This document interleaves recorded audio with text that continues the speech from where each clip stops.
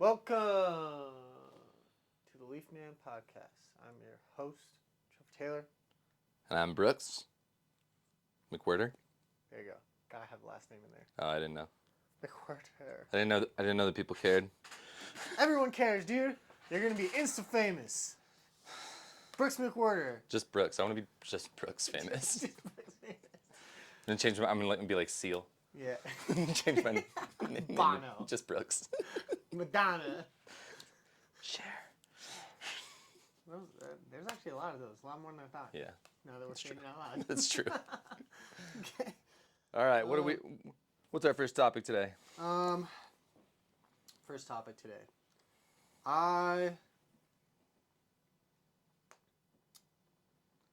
So I wrote down daily grind and routine. We could talk about our daily routine, like yours versus mine, and then it kind of leads into some other stuff. So I'll let you guys know my routine. My routine is I wake up between 6 and 7 a.m. every day. I go for a 6-mile run or walk. I get home. I eat. I shower. I meet up with my crew. On different days we have team huddles, team meetings. I'll have to go running afterwards, but in general, meet up with the team, or I go check in on the guys. I go run estimates and sales. I make about 1 billion phone calls to pay bills and to, check on. Just take care of the back end. Just take care of back end stuff. Yeah, lots of stuff like that. And then I usually take a break, eat a small lunch somewhere in there, or I do it on the road. And then I hit my second workout of the day sometime in the afternoon. I go hit the gym for like an hour, and then I do 15-minute sauna. You're not doing the second walk anymore, are you? No, I just do the first walk in the morning, 6 miles, and then. Oh, you just do all 6 in the morning. Yep. Rather, you used to do 3 and 3, right? Yeah, now I do all 6 in the morning, and I'm running them right now, and then I'll go do my hour-long workout in the afternoon, and then smash dinner real quick. I usually will make stuff with Erica, like we take turns making food or cooking food, or we do what's called Fend for Yourself Day, when like I teach a young men's group on Wednesday nights, so we just fend for ourselves and go eat whatever we want. And then so after we eat food and stuff, I usually will like do my reading and just hang out with Erica. That's like my decompress time. Like shower, cook food, eat, hang out with Erica, and just read or watch some shows or just like have us time. That's pretty much like my standard day. It's pretty full. Yeah. I'm very good at managing it. There's a lot of things to get done in those days, but that's pretty much what it looks like. How about you? Nice. My daily routine is more sporadic. I mean, if I were to have a more clearly said thing here, I would have to kind of go more off of a week view. Yeah. Just because of like daily, yes, I get up, I shower every day. After my wife does, she starts work a little earlier, and then I hop on my computer and really just like go through emails, see if there's any problems, see if I've gotten any updates on any issues that already exist. I go through all the invoices. I go through all the quotes that were made the previous day by our estimator to make sure they're done right. I've said this to you before, but I'm pretty much this company's master micromanager. Like it's just what I have to do, and I'm not saying that's a negative thing. I'm just saying there's one thing I can do, and that I do for this company is micromanage. But it's not a bad gig. I mean, I enjoy it. I can be on my computer solving all these problems, and I can watch a cooking video at the same time. But anyways, getting on to it, it's more of a weekly thing. So on Mondays and Tuesdays, we have our Blue Apron delivered subscription meals. Yeah. And shout out to Blue Apron. Plug. Yeah. Plug. Okay, go ahead. Blue Apron is awesome for us because even though I love to cook and she loves to cook now, she had like one pan and a fork when I moved in with her. But I've such to change her ways. She's like that movie, The Accountant, where Ben Affleck has like one fork, one spoon, one plate in the same drawer. Yeah, exactly. And when he's done, puts them away. That's exactly what it looked like. Psychopath. It's crazy. Love it. And she ate the same avocado sandwich every day for like 1.5 years without breaking. But anyways, yeah, so we love cooking and stuff like that, but the Blue Aprons really help to just be like, this is what we're doing Monday and Tuesday, because our Mondays and Tuesdays are always slammed, you know what I mean? Yeah. So it's nice to have that on Fridays.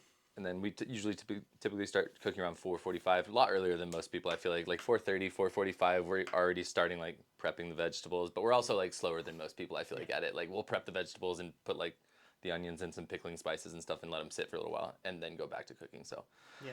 and then we kind of just watch TV, spend time. Going into the summer, with the light being out longer, we'll probably try to be better about that. You know, we typically watch TV like every night now. Yeah. But, and then the other 2 nights, Wednesday, Thursday, she plans a meal and cooks it. I typically try to plan a new meal that I haven't cooked before or one that I like cooking, and then I'll do that. Friday is date night, and we go to a new restaurant or one we really like, Yeah. typically, and Yeah. that's just a good old time. Yeah, like And Erica, it's a good thing to look at for a week view because like you have your daily grind, right? And then you also have your weekly grind, and like your weekly grind is on Tuesdays I have day night with Erica. On Mondays I'm in the field with the guys. you have young men's on Wednesdays I have young men. So like every day is different, but like there is a grind in every day or a routine Right. within every day, And for the most part. And after I get over this freaking surgery, I am so excited to get back in the gym. I've been so annoyed. That's kind of like what brings me back to like kind of why I wanted to even talk about routine. I mentioned it in my story I think earlier this week on Instagram. I'm like so tired of hearing people say that they don't have enough time or there's not enough time in the day to do this or I have kids and therefore like I can't do the things I need to do or like oh I'm married and that's why like you just don't want to. You just don't want to. And like I know that sucks to hear and it's a hard truth, but it's a real truth. You just don't want to go to the gym and that's why you're not going. Or, you don't want to bad enough. You don't want to bad enough. Yeah, and that's fine. Just be honest with yourself about it. You know, like just don't lie about it. You don't want to eat healthy, which is why you don't make time to go grocery shopping. You don't want to have clean laundry, which is why you didn't make time to do laundry. You don't want to wake up early, which is why you didn't wake up early. I'm not saying I don't wake up at 5 a.m. I'm not one of those guys. I wake up at 6 or 7.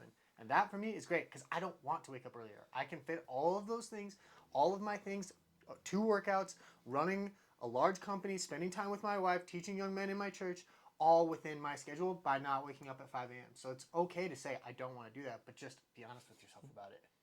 Yeah, exactly. I mean, there's times, I mean, I do it too. I mean, I definitely at times will be like, I don't have time to do that. And I really do say that to myself because I don't want to do it. Yeah. Like the laundry thing is a good one, but also I caught myself recently on this one because Sarah was going to go put in laundry. And I was like, oh, I should put in laundry. I don't really have time right now though. And like, but I was listening to her do it. And it took her like 18 seconds to get from our room to the dryer, and I was like, "Oh, I might have the time to do laundry." People just don't. They say it all the time, and it's such a crux in humanity. Oh, I just don't have time. Yes, you do. Yeah. You know, like even in microcosms, right? Like my Brita. Yeah.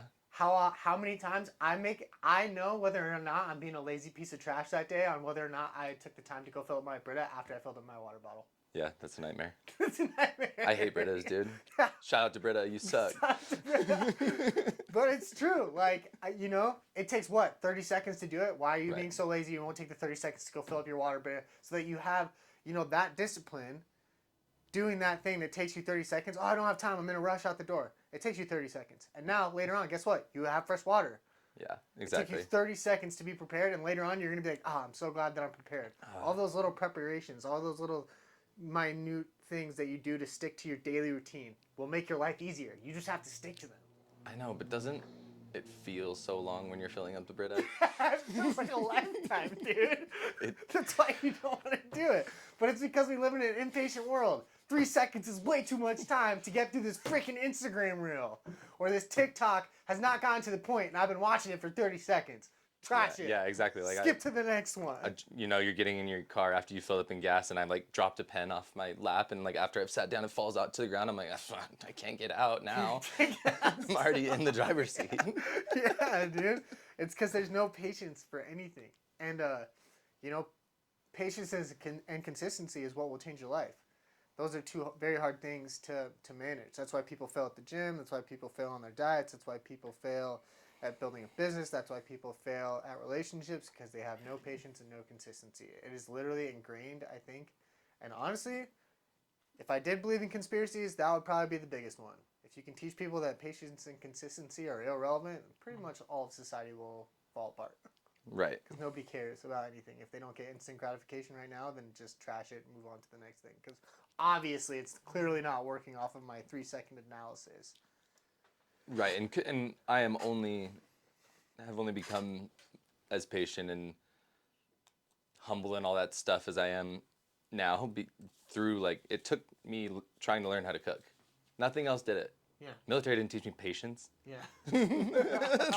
I know. Or like you know what I mean? It's yeah. Yeah. I don't really have anything else on that other than I mean you're definitely more like motivated and like your grind is like a lot more than mine.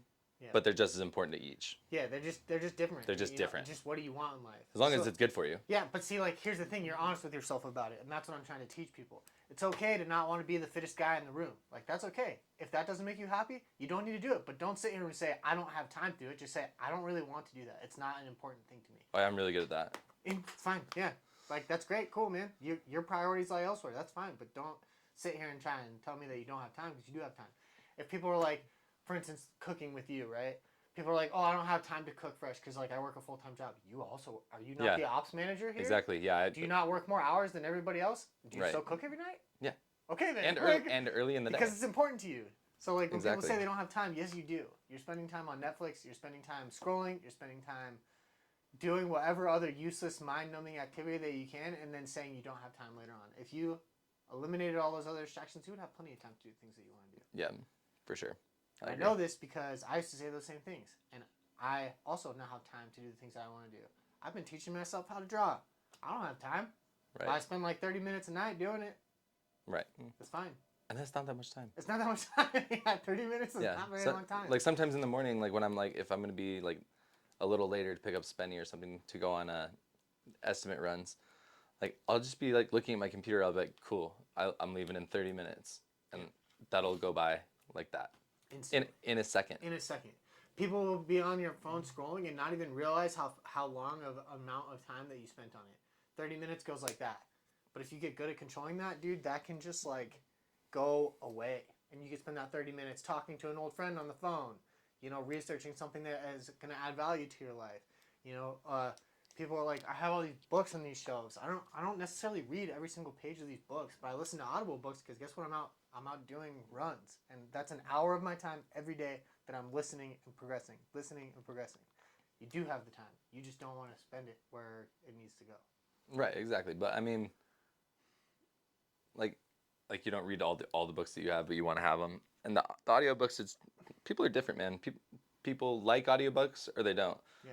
Like, but you have to make time for either one. Audiobooks are really easy to make time for because you can do them simultaneously as almost any other thing that you're doing. While you're driving in your car, while you're doing your walk, while you're at the gym. I mean, I don't listen to audiobooks when I'm at the gym because I need like pump up music, but nonetheless, for some people, you know, like But Sarah's insane. Like, so Sarah's a super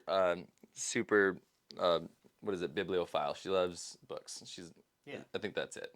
But I'm pretty sure that's it. But like she used to like ride the e-scooters downtown to King's English Bookshop every single day, and I'm pretty sure like she'd have her headphones in, and it's like took her like 25 to 30 minutes, and at every stoplight she just like ripped out her book and like was reading at the stoplight. Read a couple of pages, yeah. If you have time, you have time. If you want to do it, you have time. 100%, dude. 100%. Oh, I was waiting at the doctor's office the other day, and what'd you do? You sat there and you scrolled on your phone for 30 minutes while you waited for the doctor. But if you had brought a book, you could have read that book. You're not spending time where you want to spend it, and that's okay. But like, just be honest about it. And that gets me into like the next thing that we were going to talk about, which is, you know, comparing yourself to others. I feel like there's a lot of confusion, and so comparing yourself to others, I despise it so much when people say, "Oh, I'm a non-judgmental person. I don't compare people at all." That is such a load of crap, and I really don't like it when people say that because everybody compares. That's how you know what is safe, what is not safe. Is this hot or is this cold? Is this dangerous or not dangerous? We live a life of comparison. So when you say that you don't compare, you're just lying to yourself, and it drives me nuts. Right, for sure. And anyone that's telling the truth would say that. I feel like I don't understand the need. I mean, I get the whole, you know, there was that whole statement of like, I don't see color. Yeah. Okay, I get that. Yeah. My thing is, everybody sees color. It's what you do with it. It's what you do with it. It's what you know what I mean? Yeah, it's okay to compare, but are you acting on your comparisons? Like everybody, like no, I don't judge anybody. No, you do judge people, but you do it in a kind and good way. If you're not getting if you're not getting, like, you know, backlash from it, then then you're doing it right. Yeah. It doesn't mean you're not judging. It means you're judging the right way. But also, like, people as humans, why do you wear the things that you wear? Because you want people to think certain things about you. Like, I like this article of clothing. I think it looks good. That fits a narrative. This is the narrative of things that I like. This is the kind of people that I like, and I want to represent those kinds of people, so I wear these kinds of things. And then you're like, well, why is this other person looking at me thinking that I'm this kind of way? Because you dressed yourself to fit in with those people, or those people have this characteristic. So, like when you dress indie, when you dress metal, when you dress whatever, like punk rock, like you want to associate with those people, and those people tend to have these characteristics. Now, I'm not going to judge you right off of the bat and be like, oh yeah, this guy's a bad person because he dresses this way. But those automatic judgments are ingrained in people's thoughts. What you do with them is up to you. So, like, not treating someone differently until they give you a reason to, right? You know, exactly. Like, I'm not going to, you're representing yourself that way. So that's an automatic judgment. But I'm not going to act on that judgment until you've given me a reason to act on it. You know what I'm saying? At least that's kind of how I feel about it. Yeah, I get it. I mean, going back to judging everyone or whatever, as long as you're kind or even just logical in your approach to it, like some people would say it would be bad for, like, say I saw some dude in a nice fitting Black Rifle coffee shirt, some nice Levi's, boots, and, you know, hat, whatever, put himself together that day. Yeah. And then there's someone like that just has, you know, like dirty, unfitting, like old navy baggy shirt that doesn't really fit. Like that guy could be a genius living in his garage writing code. Yeah.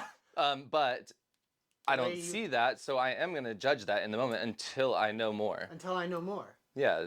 And that's okay. I feel like everyone gets all butthurt these days. Like, you're not allowed to make those snap judgments, but you are. That's how, like, safety is built. That's how conditioning is built. You know, like, you live a whole life of learning lessons, and then you're expected not to make judgments off of those lessons that you learned. Why? Yeah, if I'm walking downtown, I mean, I don't even want this to sound bad, but it's true, and anyone that says it's not is a liar, for the most part. But it's like when you're walking downtown out on the streets, and you're walking toward a normal group of people or a normal person, and you don't stress out about it. You don't think what you're going to do. You don't take a wide loop. No.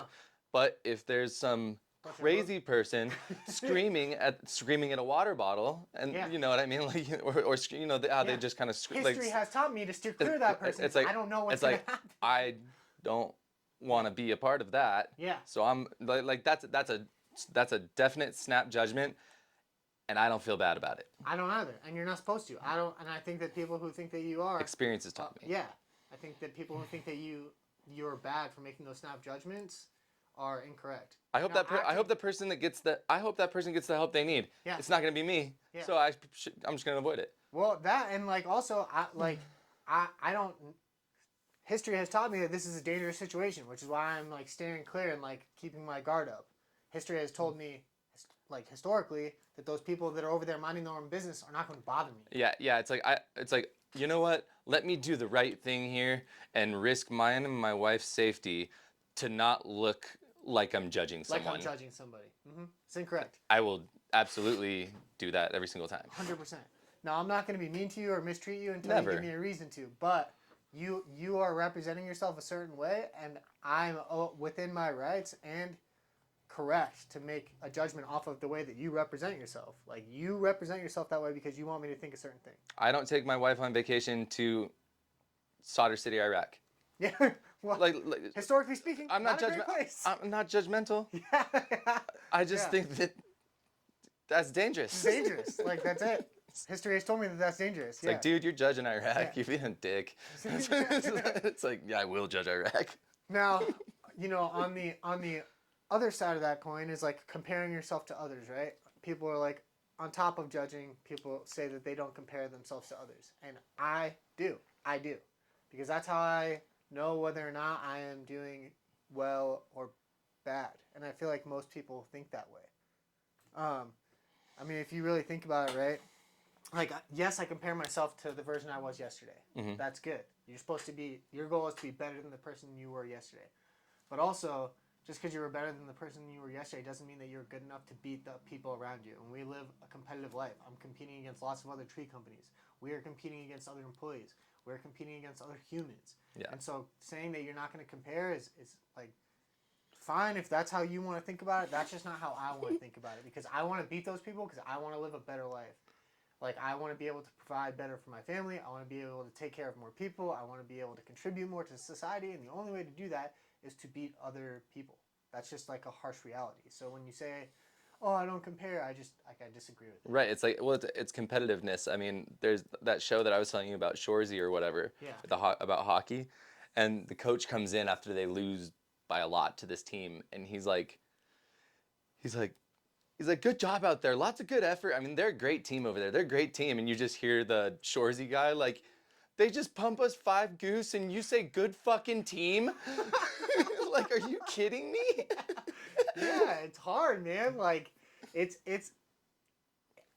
we live in a society, right, where it's a reward no matter what.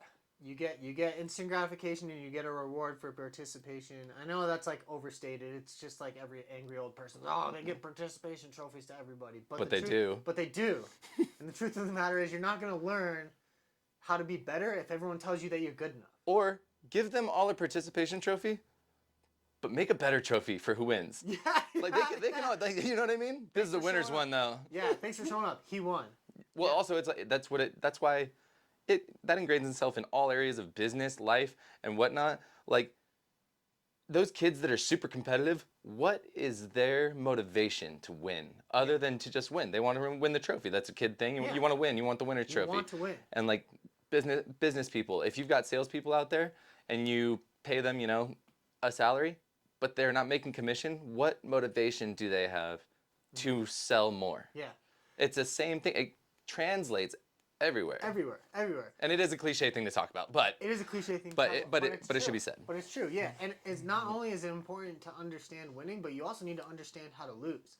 Just because you lost doesn't mean you're a bad person. Doesn't mean that you're not good enough. Doesn't mean that you have no value. What it means is that person put in more effort than you. So if you want to beat them, go put in more effort. Right. Like in the business world, right? We're building a tree company. We're competing against other people. Do you think that the homeowner cares about your effort? They care about what they're receiving, the quality. Right. They care about how much work they can do, at what cost, and like how well you're going to take care of them. And so and that is how you win. So like when you want to sit here and complain that the homeowner is, oh, they got a better sale than me. Well, that's because they were a better company. Or they had a better sales guy. And that's just the truth of the matter. Right. And if you're not willing to accept that, your company's going to fail because they're going to outsell you. So you have to learn how to be better. Yeah, and I think it would be worth, like, I mean, I know we're running out of time here, but next time I feel like we could unpack it more, but I do just want to mention, like, in another way it translates is, like, so if you remember Andrew Yang's UBI, Universal Basic Income, so I agree with that to an extent, but the thing is that people want equal deviation of wealth or whatever, and, okay, but, like, the UBI thing I get, because in this country, everyone should have enough to make it barely. Just the basic stuff, nothing extra. I'd be okay with discussing that. Yeah. But I am never okay with redistribution of wealth when there's not they want there to be equality of pay when there's not equality of effort. Exactly. So that's a great way to put it. Yeah, it's Rogan's way of putting it. Yeah. Stole it. Well, it's true. But it's a good way to say it. That is the right way to say it. Why is it fair that I'm going to put in so much more work, so much more effort, so much more thought, so much more time, and then get the same as you? It's not. That breeds incompetence, laziness, poor quality of life, poor quality of work. You know what breeds the best quality of life and the best quality of work and the best quality of human is competition. Yeah. It's literally ingrained in humankind, right? Evolution. Why did evolution happen? Because someone was better than you at something. Yeah, Someone was better at you, so you had to evolve to survive. And then people were like, oh, competition's bad. Really? Because evolutionary speaking, it is ingrained in humans. Right. So you are incorrect. Yeah. I'm with you on that one. Well, are we out of time? Yeah, let's talk about that more next week. No. Wavid, we out of time? We got to run? We good? No, we're good. Sweet. Close out. Get out of my face. Love you.